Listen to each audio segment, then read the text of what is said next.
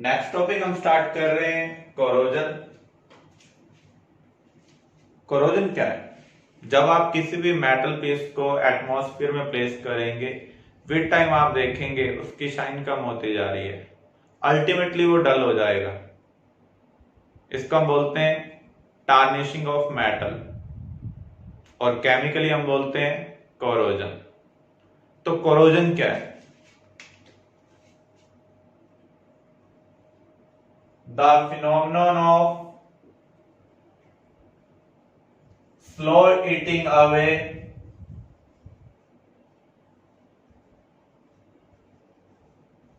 of metal from surface by atmospheric action।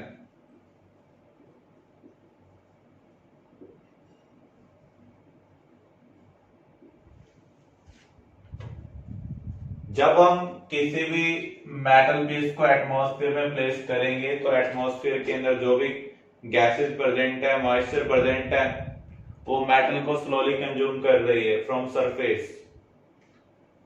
इसे हम क्या बोलते हैं? कोरोजन। कोरोजन ऑफ आयरन को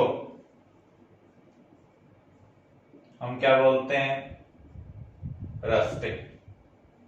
रस्ट का फार्मूला है Fe2O3 XH2O। X यहां पर कोई फिक्स नंबर नहीं है क्योंकि डिफरेंट प्लेस पर ह्यूमिडिटी अलग अलग होती है, मॉइस्चर कंटेंट अलग अलग होता है, इसलिए different number of water molecule इस कंपाउंड के साथ एसोसिएट हो रहे हैं। तो ये एक वेरिएबल वैल्यू है। अब कोरोजन होने का रीजन क्या है? Metal get oxidised due to atmospheric action. Corrosion में जो मेटल है वो ऑक्सीडाइज हो रहा है ड्यू टू एटमॉस्फेरिक एक्शन। जैसे आयरन को अगर हम देखें, उसके पास कोई भी चार्ज नहीं है, यहां पर हम चार्ज कैलकुलेट करेंगे तो क्या आ रहा है? +3। तो Fe जब Fe+3 में कन्वर्ट होगा तो इलेक्ट्रॉन का लॉस करेगा। लॉस ऑफ इलेक्ट्रॉन को हम क्या बोलते हैं? ऑक्सीडेशन। तो किसी भी कोरोजन प्रोसेस में मेटल क्या हो रहा है? ऑक्सीडाइज हो रहा है बाय एटमॉस्फेरिक एक्शन। तो हमें रस्टिंग ऑफ आयरन के बारे में पता है। जब आयरन की रस्टिंग होती है तो उस केस में Fe किस में कन्वर्ट हो रहा है? Fe2O3 XH2O। ऐसे ही जो हम सिल्वर ज्वेलरी यूज करते हैं वो भी विद टाइम ब्लैकिश हो जाती है, डल हो जाती है। तो यहां पर ऐसा क्या हो रहा है? एक्चुअल में एटमॉस्फेयर में जो हाइड्रोजन सल्फाइड प्रेजेंट है वो सिल्वर को स्लोली किस में कन्वर्ट कर रही है? सिल्वर सल्फाइड में। और सिल्वर सल्फाइड का कलर क्या है? ब्लैक। तो यहां पर भी मेटल एलिमेंट से कंपाउंड फॉर्म में कन्वर्ट हो रहा है। जब भी मेटल कंपाउंड फॉर्म में कन्वर्ट होगा तो मेटल का क्या होगा? ऑक्सीडेशन होगा। ऐसे भी टाइम हम ऑब्जर्व करते हैं जो कॉपर कंटेनर होते हैं उसमें ग्रीन कोटिंग आ जाती है।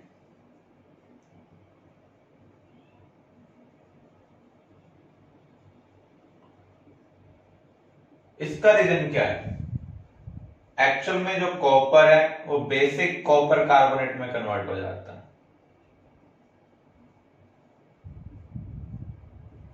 तो यहां पर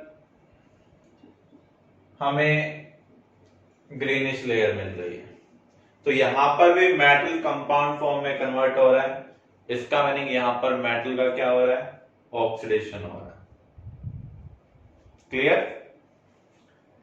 अब देखिए, आयरन का कोरोजन हमारे लिए बहुत बड़ा इश्यू है। इसका रीजन क्या है? जब आयरन का कोरोजन होता है तो हमें जो रस्ट मिलता है ये मेटल सरफेस का स्टिक नहीं होता है।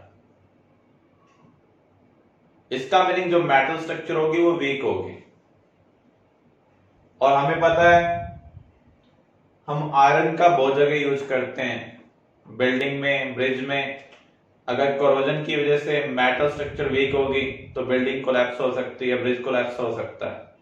तो इस प्रॉब्लम को सॉल्व करने के लिए हमें कोरोजन को प्रिवेंट करना होगा। कोरोजन को हम कैसे प्रिवेंट कर सकते हैं, इसके क्या क्या मेथड है, नेक्स्ट टॉपिक हम यही करते हैं। Methods to prevent corrosion. Corrosion को प्रिवेंट करने के लिए हम एक टेक्निक यूज करते हैं, बैरियर प्रोटेक्शन।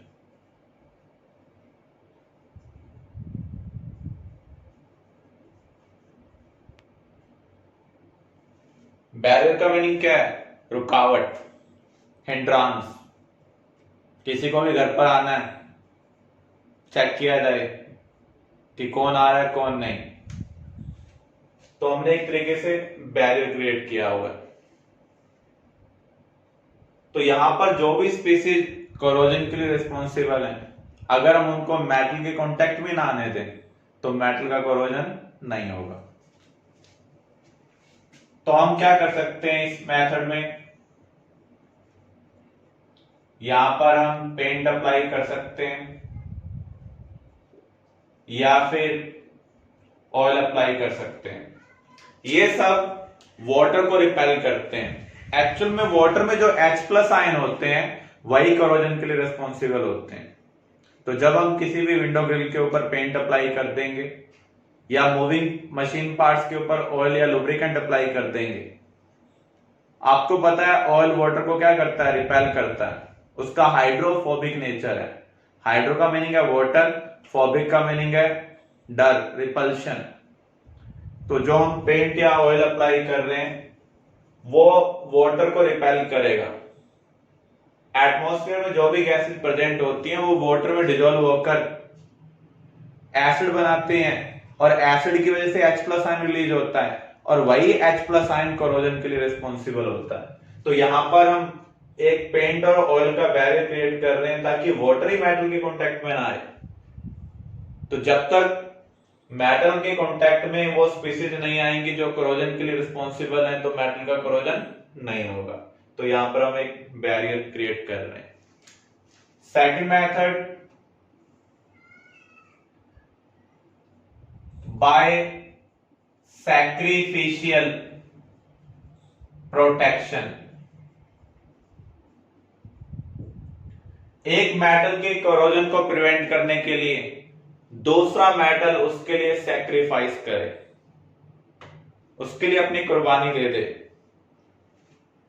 फॉर एग्जाम्पल हम यहां पर जो टेक्निक यूज करते हैं वो है गैल्वेनाइजेशन। अनदर टेक्निक है टिनिंग। गैल्वेनाइजेशन में हम क्या करते हैं? कोटिंग अप्लाई करते हैं, किसकी? जिंक की, ऑन मेटल सरफेस। टिनिंग में हम कोटिंग अप्लाई करते हैं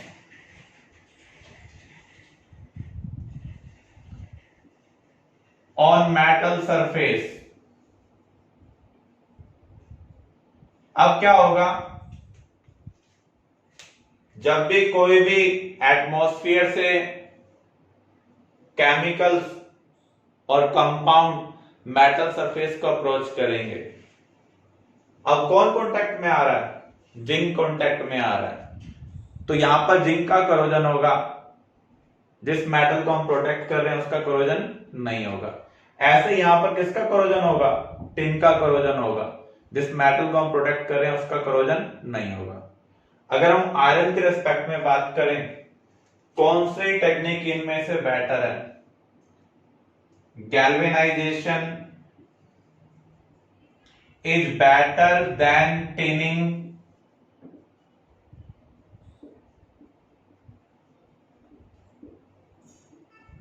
टू प्रिवेंट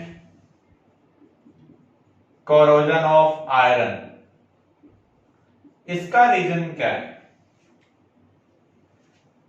अगर आप एक्टिविटी सीरीज को देखें, जिंक और आयरन में से रिएक्टिविटी किसकी ज्यादा है?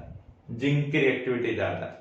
जब हम डेली लाइफ में यूज करेंगे तो उस केस में क्या होगा? स्क्रैच पड़ सकते हैं, क्रैक्स आ सकते हैं। उस केस में जिंक और आयरन दोनों ही एक्सपोज हो जाएंगे। जब दो मेटल एक साथ एक्सपोज होते हैं, जिसकी रिएक्टिविटी ज्यादा होगी उसी का कोरोजन होगा। तो यहां पर जिंक की रिएक्टिविटी आयरन से ज्यादा है। अगर क्रैक्स भी आ जाते हैं तो भी कोरोजन किसका हो रहा है? जिंक का हो रहा है, आयरन का कोरोजन नहीं हो रहा है। लेकिन यहां पर अगर हम देखें, टिन और आयरन में से किसकी रिएक्टिविटी ज्यादा है? आयरन की रिएक्टिविटी ज्यादा है। जब तक कोई क्रैक्स नहीं आया है तो तब तक टिन का कोरोजन हो रहा है। जैसे क्रैक आएगा उस केस में टिन और आयरन दोनों एक्सपोज है, तो अब कोरोजन किसका होगा? मोर रिएक्टिव का, मींस आयरन का कोरोजन होगा। तो क्रैक्स के केस में टिन आयरन की कोरोजन को प्रिवेंट नहीं कर सकता है, जबकि जिंक आयरन की कोरोजन को क्या कर सकता है? प्रिवेंट कर सकता है। तो इसका रीजन क्या है? Zinc is more reactive than iron. Clear? Next technique है कैथोडिक प्रोटेक्शन। एक्चुअल में जहां पर ऑक्सीडेशन होता है, जहां पर ऑक्सीडेशन होता है उसे हम बोलते हैं एनोड, और जहां पर रिडक्शन होता है उसे हम क्या बोलते हैं? कैथोड। कोरोजन में हमने ऑब्जर्व किया मेटल का क्या हो रहा है? ऑक्सीडेशन हो रहा है। तो यहां पर अगर हम मेटल को किसी तरीके से कैथोड बना दें तो वहां तो ऑक्सीडेशन हो ही नहीं सकता। अगर मेटल का ऑक्सीडेशन नहीं होगा तो उसका कोरोजन भी नहीं होगा। तो इसके लिए हम क्या करते हैं?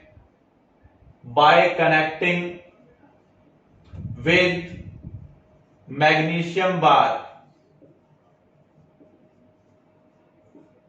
हम क्या करेंगे?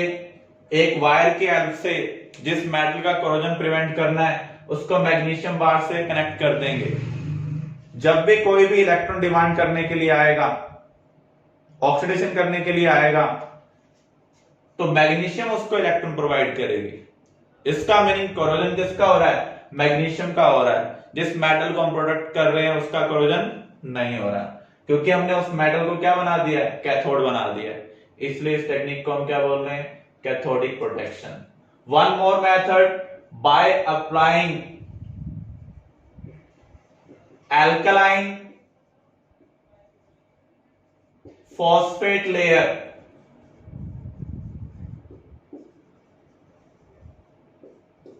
जो वाटर कूलर्स होते हैं उनके टैंक में हम इस टेक्निक का यूज करते हैं।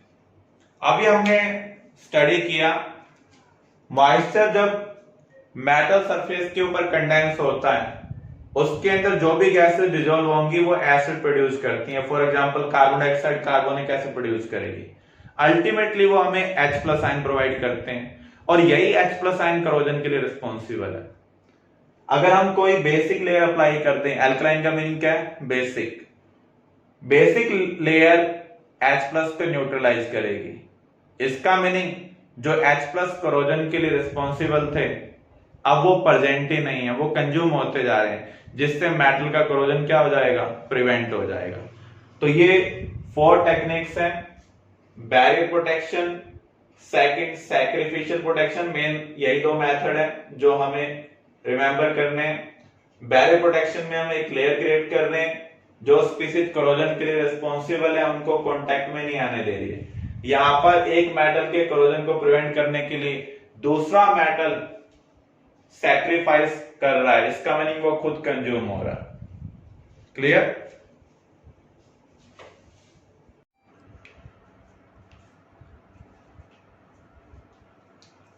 अब हम स्टडी करने जा रहे हैं कोरोजन के लिए क्या चीज रिस्पॉन्सिबल है। हमने 2 टाइप के प्रोसेस के रिगार्डिंग स्टडी किया, electrolytic and electrochemical process. Electrolytic non spontaneous है, इलेक्ट्रोकेमिकल क्या है? स्पॉन्टेनियस। मींस जहां पर एनोड कैथोड बिना इलेक्ट्रिसिटी सप्लाई किए बन जाए वो क्या होगा? Electrochemical process. और जहां पर हम फोर्सफुली बनाएंगे एनोड कैथोड को पॉजिटिव और नेगेटिव टर्मिनल से कनेक्ट कर कर, वो इलेक्ट्रोलाइटिक प्रोसेस है। तो जब कोरोजन होता है तो क्या होगा? एटमॉस्फेयर में जो स्पीसीज प्रेजेंट हैं वो मेटल सरफेस को अप्रोच कर रही हैं और वहां से इलेक्ट्रॉन की डिमांड कर रही हैं। अगर मेटल इलेक्ट्रॉन प्रोवाइड करेगा, जो मेटल की प्रॉपर्टी है, मींस मेटल क्या होगा, ऑक्सीडाइज होगा, और जो स्पीसीज इलेक्ट्रॉन की डिमांड कर रही हैं वो क्या होंगी, रिड्यूस होंगी। इसकी वजह से मेटल का कोरोजन होता है। तो यहां पर अपने आप एनोड कैथोड बन रहा है, इसलिए हम लिख रहे हैं electrochemical cell formation theory of corrosion. और हम इसे कह सकते हैं मैकेनिज्म ऑफ रस्टिंग।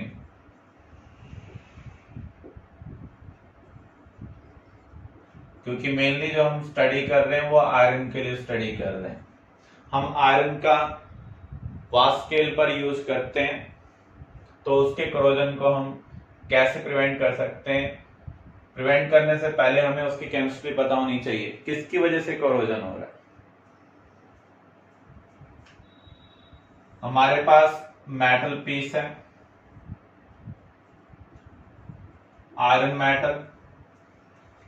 जब नाइट में टेम्परेचर डाउन होता है या विंटर में जब टेम्परेचर डाउन होता है, तो मेटल सरफेस के ऊपर मॉइस्चर कंडेंस होता है।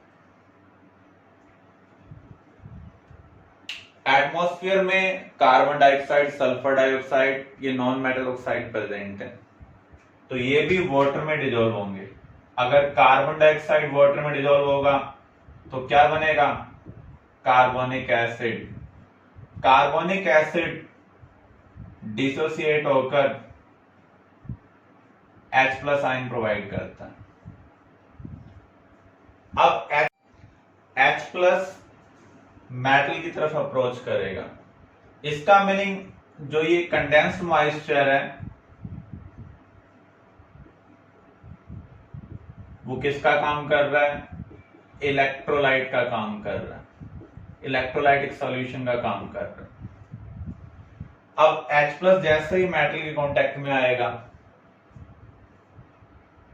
आयरन और हाइड्रोजन में से किसकी एक्टिविटी ज्यादा है, आयरन की एक्टिविटी ज्यादा है, क्योंकि एक्टिविटी सीरीज में ऊपर लाई करता है। इसका मीनिंग आयरन ऑक्सीडाइज होगा, वो एनोड का काम करेगा। H+ इलेक्ट्रॉन का गेन करेगा, रिड्यूस होगा।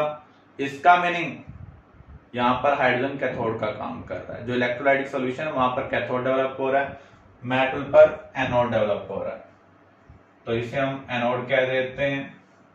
और यहां पर H+ इलेक्ट्रॉन का गेन करेगा, हाइड्रोजन एटम में कन्वर्ट होगा, तो यहां पर एक तरीके से कैथोड डेवलप हो रहा है। जब अपने आप कैथोड और एनोड बनता है तो हम क्या कहेंगे, इलेक्ट्रोकेमिकल सेल की फॉर्मेशन हो रही है। तो यहां पर आयरन मेटल ऑक्सीडाइज हो रहा है, Fe से कन्वर्ट होगा Fe+2 में, फिर Fe+2 से कन्वर्ट होगा Fe+3 में। इस प्रोसेस में वो इलेक्ट्रॉन का क्या कर रहा है, लॉस कर रहा है। लॉस ऑफ इलेक्ट्रॉन को हम क्या कहेंगे, ऑक्सीडेशन। और जहां पर ऑक्सीडेशन होता है उसे हम क्या बोलते हैं, एनोड। अब Fe+3 ऑक्सीजन और वाटर के साथ कंबाइन होकर क्या बना रहा है, Fe2O3XH2, रस्ट की फॉर्मेशन कर रहा है।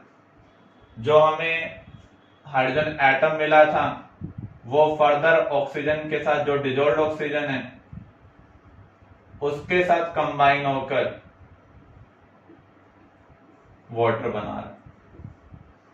तो यहां पर H+ का रिडक्शन हो रहा है, आयरन का क्या हो रहा है, ऑक्सीडेशन। इस तरीके से कोरोजन होगा। क्लियर।